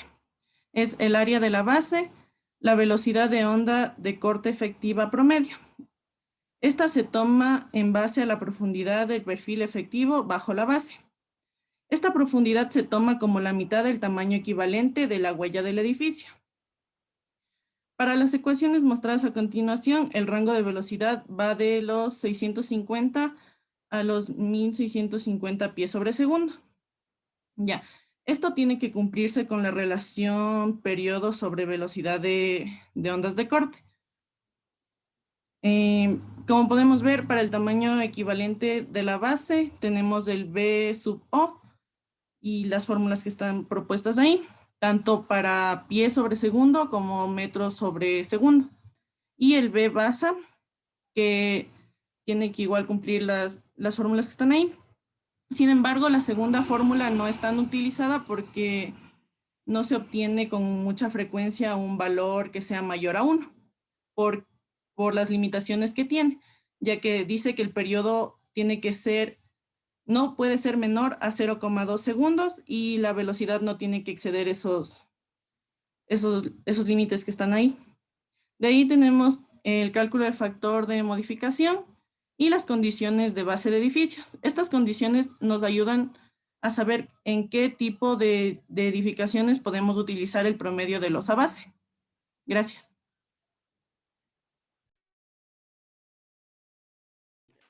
Buenos días. Yo voy a hablar sobre los efectos de empotramiento. Este tema investigará el segundo efecto SSI cinemático. Está relacionado con la reducción de los movimientos del suelo con la profundidad y se lo conoce como efectos de empotramiento. De manera similar a los requisitos para este promedio de clase, los efectos de empotramiento solo se pueden considerar para sitios de suelos y no se aplican a las clases de sitio A y B. Si el movimiento del campo libre se define a cierta profundidad entre la superficie del suelo y la profundidad de empotramiento, entonces se puede considerar los efectos de empotramiento, siempre que la profundidad de empotramiento se calcule a partir de la profundidad donde se define el movimiento de campo libre. A continuación, se podrá observar la ecuación que determinará la modificación para la incrustación. Donde tenemos aquí el parámetro B, que viene a ser la profundidad de empotramiento del cimiento. Este no debe ser mayor a 20 pies y debe tener un mínimo del 75% de la huella de la fundación. Debe estar presente en la profundidad del empotramiento. También tenemos el TV, que viene a ser el periodo de ordenadas de los espectros de respuesta. Este no deberá ser tomado menor a los 20 segundos. Aquí a mi parte derecha en el gráfico tenemos un ejemplo que muestra una situación con un sótano de 2 pisos, donde la profundidad de los pisos del sótano más abajo es de 24 pies por debajo del nivel del suelo. En este caso, la profundidad de empotramiento E tiene un máximo de 20 pies. Cámbiale, por favor.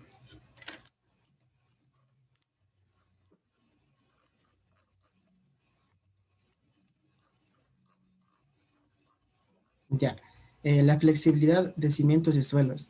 La flexibilidad del sistema de cimientos incluye tanto los componentes estructurales de la fundación y el suelo de soporte. Puede tener un efecto significativo en las propiedades dinámicas del suelo y su respuesta global. Los requerimientos para este sitio son el diseño del parámetro de la aceleración de la respuesta espectral en periodos cortos, la geometría de la base y la clase de sitio. Aquí podemos observar los 3 métodos de flexibilidad, que el primer método viene a ser el método que define los resortes puntuales, modelando cada grado de libertad en la base de una base con un resorte desacoplado. Para el método 2, podemos observar que este método define los resortes distribuidos que presenta el soporte del suelo con un medio continuo de discretización con los resortes en cada extremo de la zapata, incrementando su rigidez.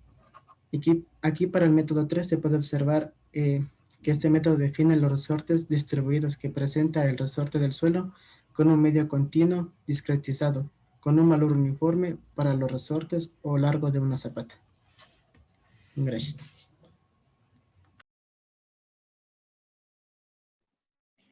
Ya, prolongación del periodo. Al utilizar resortes para modelar la flexibilidad del suelo, esta flexibilidad en el análisis lateral produce periodos fundamentales más largos y por ende puede aumentar la respuesta en la aceleración. Para esto se deben preparar dos modelos. Para un modelo donde no se tenga interacción suelo-estructura, lo que se suele hacer es disponer de un empotramiento o varios empotramientos en la base de la estructura, a los que se le asigna una aceleración o el desplazamiento que determina el sismo.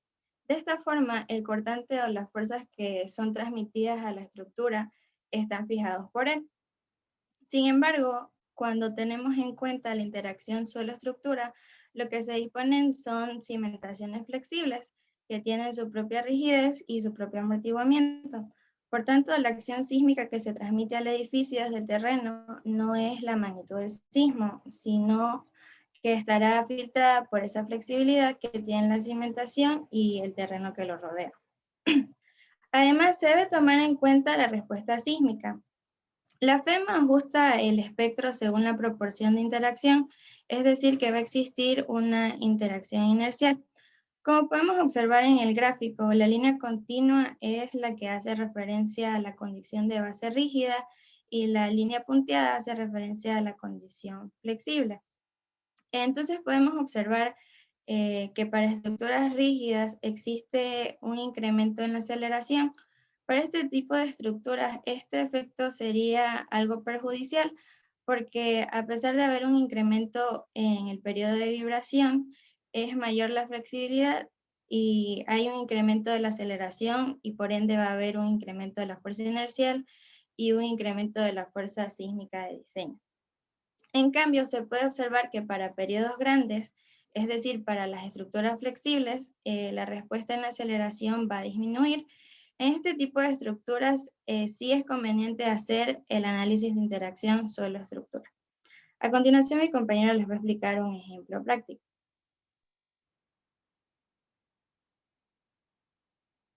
Buenos días con todos. Nosotros hemos decidido modelar dos pequeñas edificaciones en CIPE para mostrar los efectos que tiene la interacción suelo-estructura y pues así poder sacar una conclusión. El primero de ellos es una pequeña edificación que contiene una cimentación completamente empotrada, completamente rígida, sin capacidad de deformación. Entonces, si nosotros nos vamos a la deformada y le pedimos al programa que nos muestre el signo X del modo 1, lo que podemos observar como primera instancia es que la estructura está actuando por sí sola. Es decir, la cimentación aquí no está jugando ningún papel, no se está deformando y por ende el programa no la modela porque precisamente es una cimentación completamente empotrada sin capacidad de deformación. Si ahora nosotros nos vamos a el modelo que contiene una losa de cimentación, que es básicamente lo que comentaba mi compañera, cuando nosotros queremos obtener una interacción suelo-estructura, lo que debemos hacer es disponer de una cimentación diferente, una cimentación que sea capaz de deformarse, una cimentación elástica. Entonces, para este caso, como podemos ver, es exactamente la misma estructura, lo único que está cambiando es la configuración estructural de la cimentación, que dispone de una losa de cimentación y de vigas de cimentación que contienen un coeficiente de basalto que depende básicamente del tipo de suelo. Si nosotros nos vamos a la deformada y le pedimos al programa que nos muestre el signo en X del modo 1, lo que podemos observar es que en este caso la cimentación ya está interactuando con la estructura. Esto es básicamente lo que nosotros buscamos en una interacción solo-estructura. Pues, como sabemos, en la vida real, esto sería básicamente lo que sucede, ¿no? sabemos, las cimentaciones también tienen capacidad de formarse, sufrir asentamientos, sufrir giros. Entonces, como podemos ver aquí, el programa sí está modelando a la cimentación. Entonces, lo que podemos observar es, por ejemplo, si es que le pedimos la justificación sísmica al programa de la primera estructura, podemos ver que tenemos un periodo fundamental de 0.22 segundos para la primera estructura sin interacción, solo estructura. Si ahora nosotros nos vamos a la justificación sísmica de la segunda edificación, que sí tiene interacción suelo-estructura, podemos ver que el periodo aumenta de 0.22 segundos a 0.33 segundos. Este es un resultado esperado, puesto que, como hemos dicho, al modelar una estructura con una cimentación elástica, esta le va a dar más flexibilidad a la estructura. Y pues bueno, al ser más flexible la estructura, pues obviamente su periodo fundamental también va a aumentar.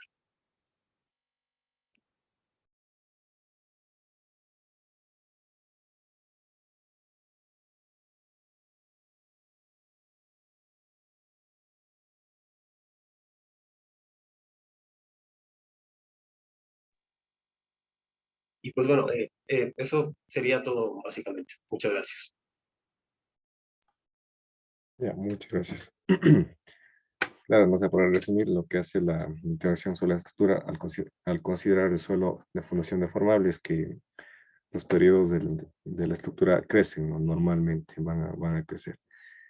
El coeficiente de balasto únicamente se utiliza para cargas gravitacionales, ¿no? Eso no podemos usarlo para un análisis dinámico, ¿sí? Esa es la diferencia. En cambio, si ustedes utilizan la interacción sobre la estructura dinámica, ahí sí pueden hacer un análisis de tiempo-historia, por ejemplo, ¿sí?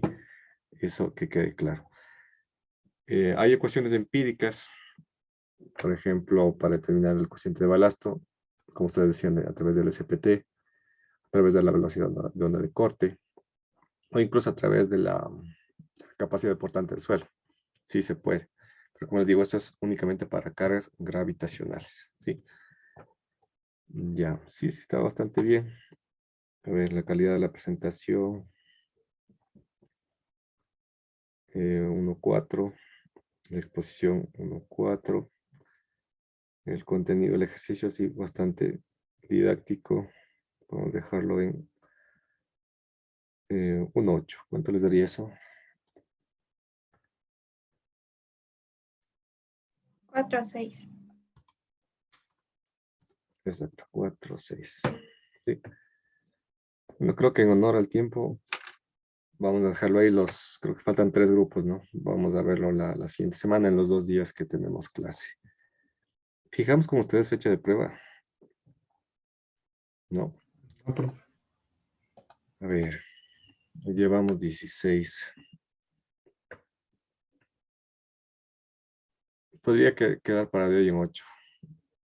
El 23 de junio, ¿sí? ¿Qué se va a evaluar? Significativamente prediseño, ¿sí?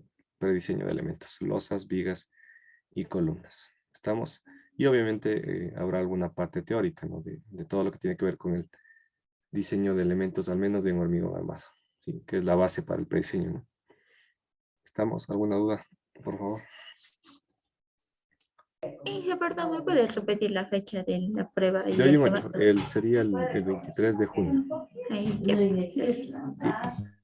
Por favor, no se olviden de subir el documento de la exposición, ¿sí? Y continuamos con los demás la próxima semana. Dije, una cosa ahí en lo del archivo, sale como tarea trazada, no sé si le modifica la hora. Ah, ya, sí, algo debe estar mal, ya la modifico. ¿Ahí subimos la exposición o subimos el informe? El informe nada más, la exposición no.